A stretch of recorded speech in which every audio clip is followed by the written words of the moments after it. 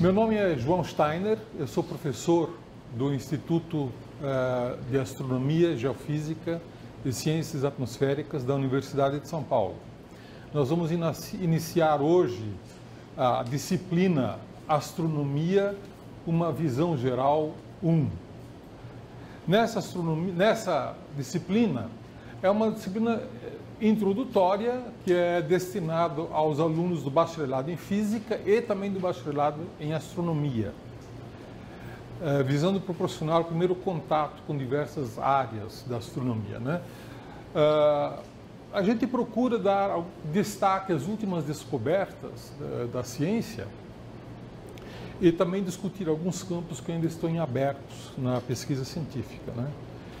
Os conceitos básicos são dados de uma forma muito introdutória, não se requer ferramental matemático muito avançado. É um curso muito conceitual.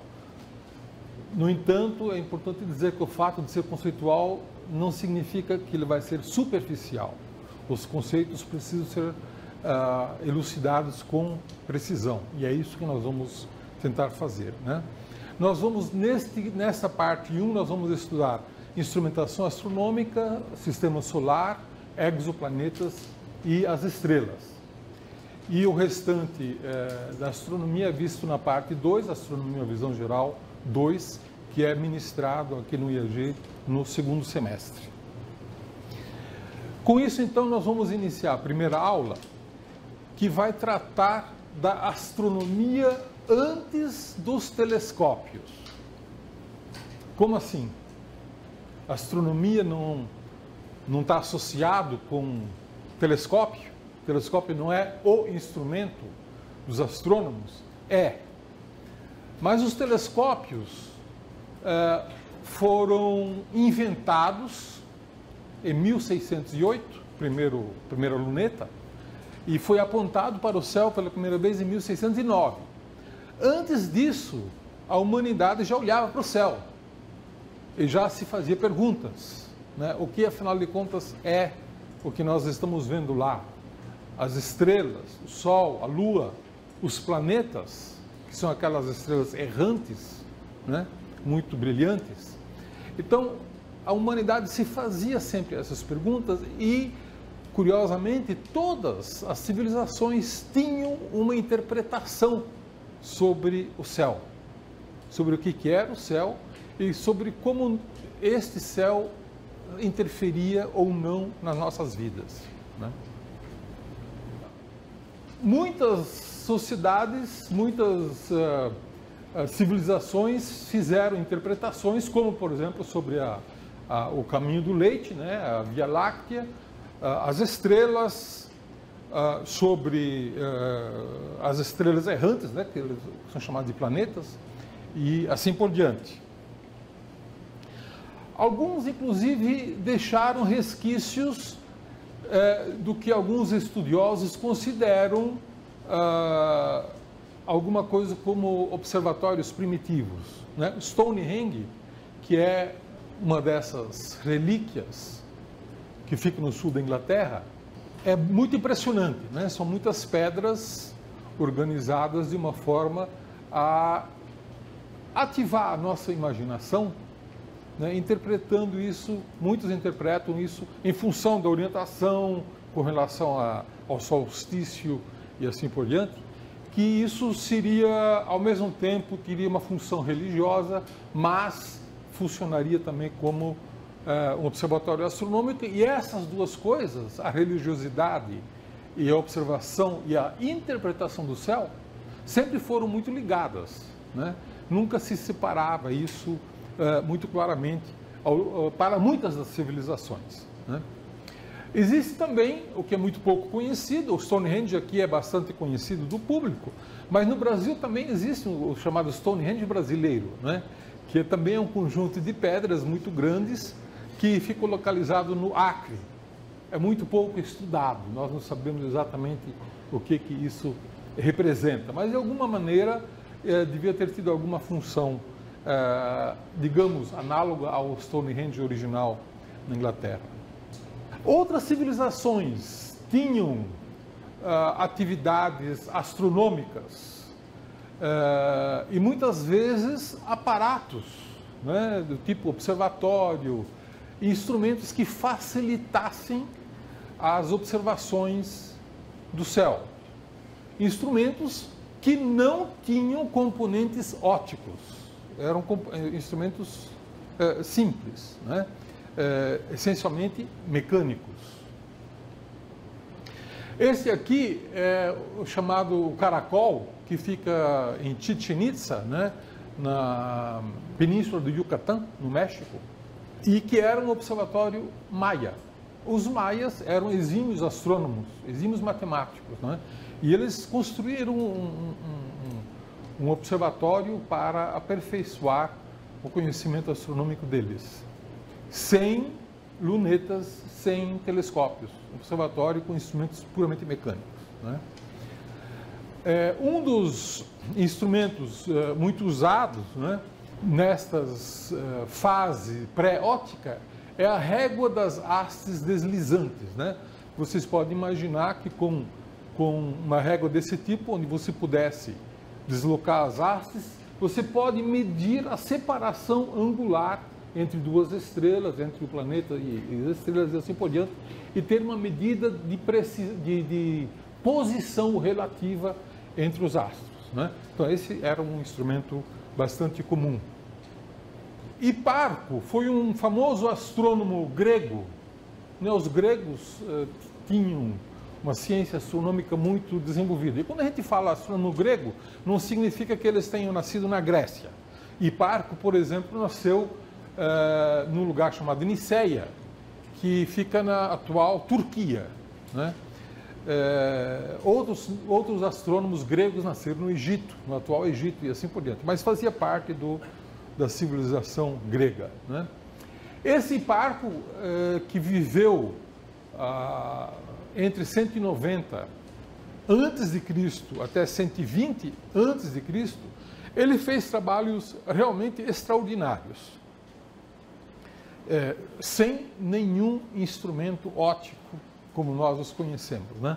Então, ele fez o primeiro catálogo de estrelas. Ele catalogou 850 estrelas e atribuiu a cada uma das estrelas uma magnitude.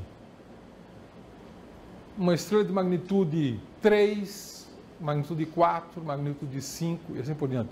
E essa escala de magnitudes os astrônomos usam até hoje.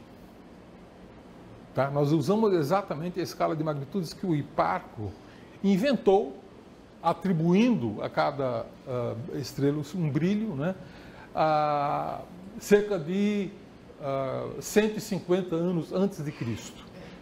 Ele também descobriu a precessão dos equinócios. Vocês sabem que a Terra gira sobre o próprio eixo, mas esse eixo ele também se movimenta. Isso é chamado precessão de equinócio. Ele tem um período de 26 mil anos.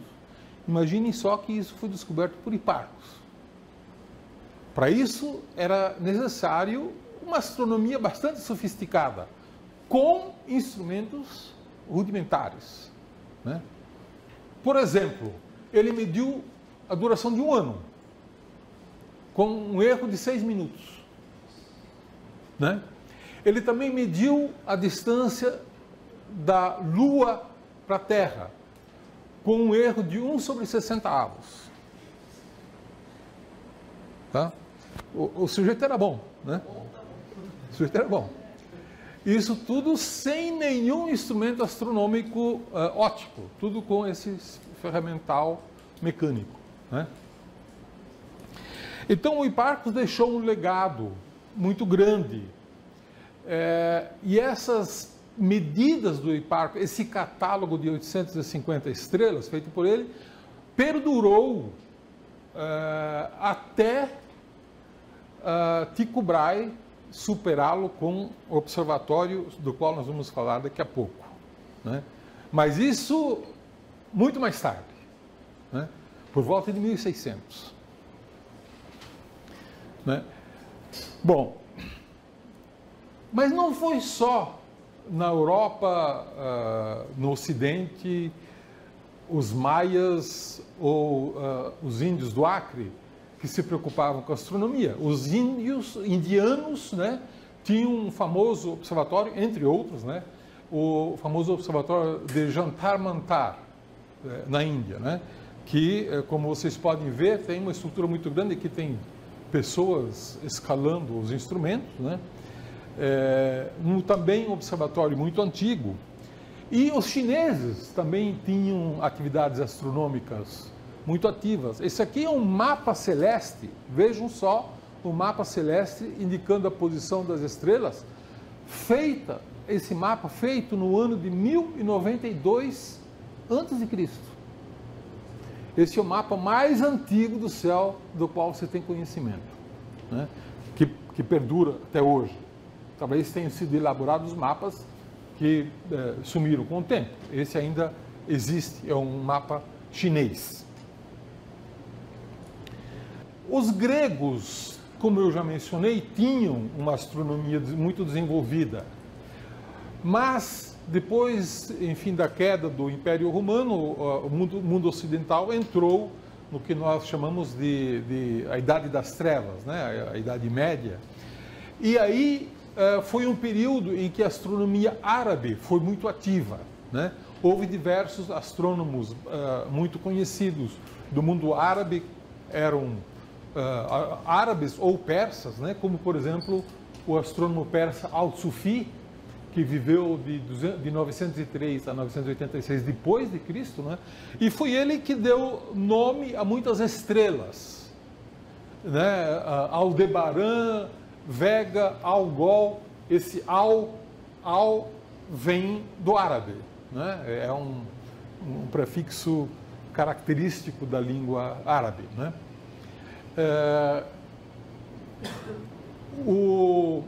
Os árabes também perceberam que a estrela Algol variava de brilho. A gente sabe hoje que é um sistema binário, são duas estrelas eclipsantes, né? Uma passa na frente da outra, mas eles não tinham essa percepção. Eles percebiam que a estrela variava de brilho e por isso chamaram de Algol.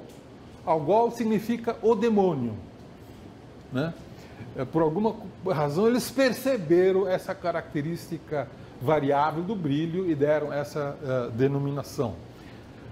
Então a astronomia árabe foi muito importante, né? E deixou um legado muito grande para a humanidade. Bom, aí finalmente veio um sujeito chamado Tycho Brahe. Tycho Brahe causou uma revolução nas medidas astronômicas feitas mecanicamente, antes dos instrumentos. Tycho Brahe não conhecia lunetas, ele não usava lentes, nada disso, né? Ele tinha uma grande curiosidade, porque ele observou cedo na vida a explosão de uma supernova. Uma nova que surgiu de repente, brilhou de uma maneira muito forte, brilhante no céu, e aquilo perturbou ele, porque o ensinamento oficial era de que o céu era imutável. Como então, de repente, surge uma estrela, né, do nada e brilha muito? Então, ele decidiu que ele queria explicar o movimento dos planetas, achar a lei do movimento dos planetas, que era tido, na época, como uma série de ciclos, de círculos sobre círculos, ciclos, epiciclos, que era uma teoria baseada no geocentrismo, não é, que foi muito aperfeiçoada já por Aristóteles, né, na Grécia Antiga, e depois por Ptolomeu em Alexandria. Tycho Brahe, então, resolveu construir um grande observatório.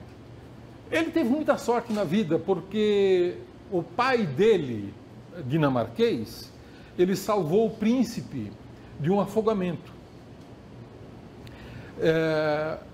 Salvou o príncipe, mas ele, por ter salvo o príncipe, pegou uma pneumonia e morreu, né?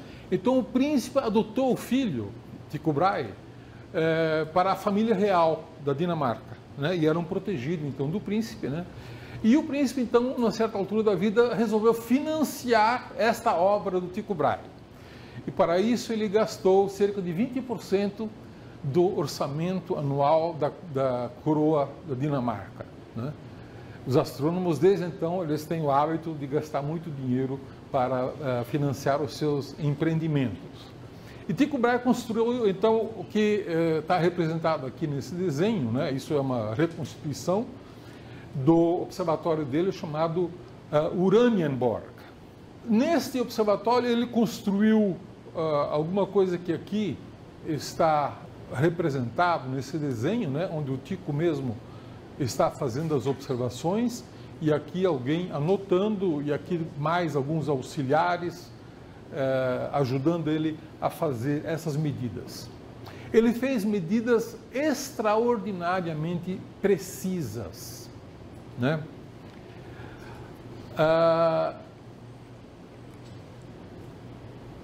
A precisão com que ele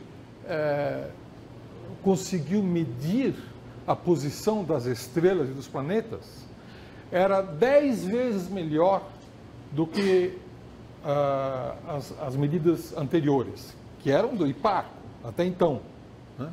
Eram do Hipparco. E isso dava uma incerteza nas medidas de cerca de 1/100º do diâmetro da Lua. A Lua tem um diâmetro de 31,5 minutos de arco. Esse é o diâmetro aparente da Lua. Você sabe o que é um minuto de arco? Um círculo completo tem quantos graus? 360 graus. Isso é um círculo completo, né? Cada grau desses 360 tem 60 minutos de arco. 60 minutos de arco. Portanto, se a Lua tem 31 minutos de arco, ele tem aproximadamente meio grau de diâmetro aparente. Tá certo? Meio grau. Cada minuto de arco tem 60 segundos de arco. Ok? Então, o diâmetro aparente da Lua corresponde a quantos segundos de arco? 31 vezes 60, dá aproximadamente 1860 segundos de arco. Então, vocês vejam que 1 segundo de arco é uma coisa muito pequena comparado com o diâmetro da Lua, né? O diâmetro da Lua é 30 minutos de arco, é muito mais do que 1 segundo de arco. Pois bem, as medidas de Tycho Brahe tinham uma imprecisão, uma incerteza, um erro de 1/100º do diâmetro da Lua. Isso corresponde a cerca de 20 segundos. 20 segundos para um olho nu é algo extraordinariamente preciso. Extraordinariamente preciso. 20 segundos era tipicamente o erro cometido pelo Tycho Brahe, né? Estas medidas de Tycho Brahe foram essenciais para que Kepler descobrisse depois a lei do movimento dos planetas. Kepler usou as medidas do Tycho Brahe, que ele fez durante quase 20 anos, né? Kepler usou estas medidas para descobrir as 3 leis de Kepler. E as 3 leis de Kepler descrevem com perfeição o movimento dos planetas. Ele conseguiu descrever o movimento dos planetas supondo que os planetas têm órbitas elípticas e não circulares, como se supunha até então, né? Os gregos ensinavam que o céu era algo perfeito e a única figura geométrica perfeita era o círculo. Portanto, os planetas deviam andar em círculos e para explicar o movimento complexo, eles tinham que imaginar círculos sobre círculos, né? Que resultavam nos famosos epiciclos, né? Kepler simplificou tudo e conseguiu descrever o movimento, a trajetória de cada planeta com uma única elipse, né? Isso foi um ganho extraordinário para a astronomia e para a ciência. As 3 leis de Kepler são 3 leis históricas da ciência como um todo, né? 3 leis revolucionárias para a astronomia. Bom,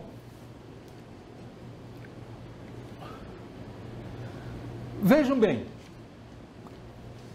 a teoria geocêntrica, que foi uma teoria proposta inicialmente por Eudoxos de Cnidos, um grego que viveu cerca de 400 a 350 anos antes de Cristo, propôs que a Terra fosse o centro do universo e que todos os planetas, inclusive o Sol e a Lua, giravam em torno da Terra.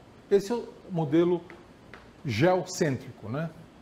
Então, esse geocentrismo foi aperfeiçoado pelo famoso filósofo Aristóteles, que viveu cerca de 384 a 322 anos antes de Cristo, né?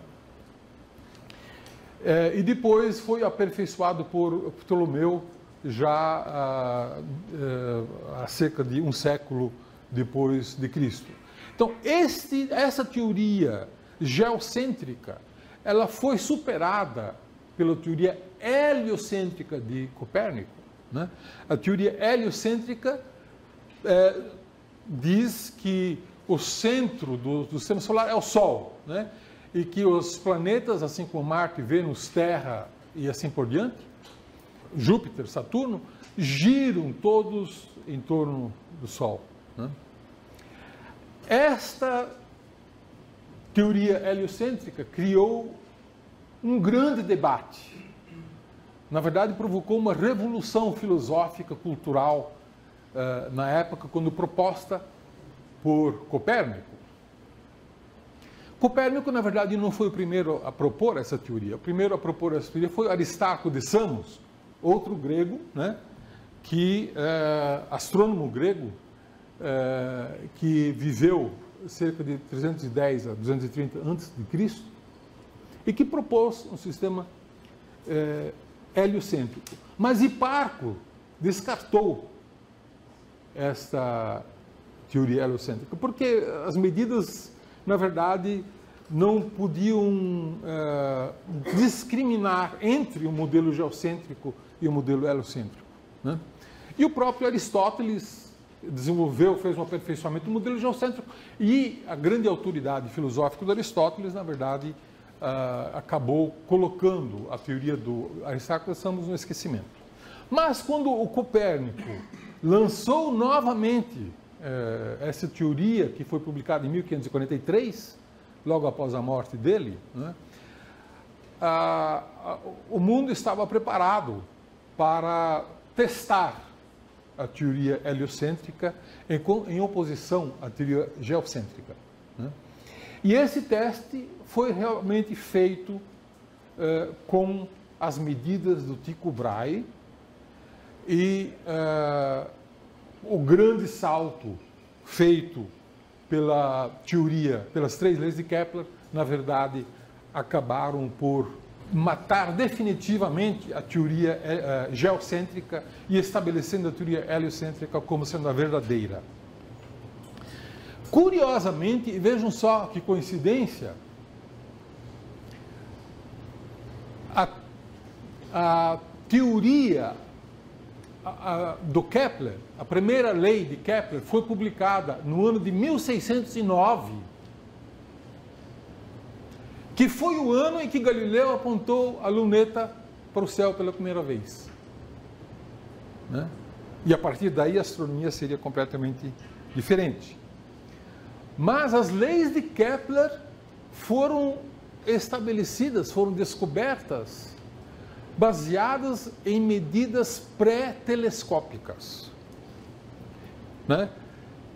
E essas medidas foram tão bem feitas que pôde-se distinguir entre 2 teorias concorrentes, a heliocêntrica e a geocêntrica, né? Baseado em uma astronomia pré-telescópica. Vejam o que que foi uma conquista extraordinária, né, da ciência da astronomia, né, que foi feita antes que a luneta fosse inventada. Tá certo? Então, quando a gente fala hoje em dia em astronomia, a gente pensa imediatamente naquele sujeito de paletó, de casaco branco, olhando no ocular de um telescópio, né? Tudo bem, isso é uma maneira de se olhar a ciência da astronomia, porque uma vez que o telescópio é, de fato, o instrumento por excelência do astrônomo, como nós vamos ver ao longo desse curso, né? Mas havia uma astronomia, havia uma atividade intelectual, havia uma atividade científica séria, né, e bem sucedida, antes mesmo que o primeiro telescópio fosse inventado. E isso nós devemos, em grande parte, a esses 3 astrônomos, né, que tiveram um papel extraordinário e que estão até hoje entre os principais cientistas da história, né? O Nicolau Copérnico, o Tycho Brahe e o Johannes Kepler. Ok? Muito obrigado, então por hoje é isso.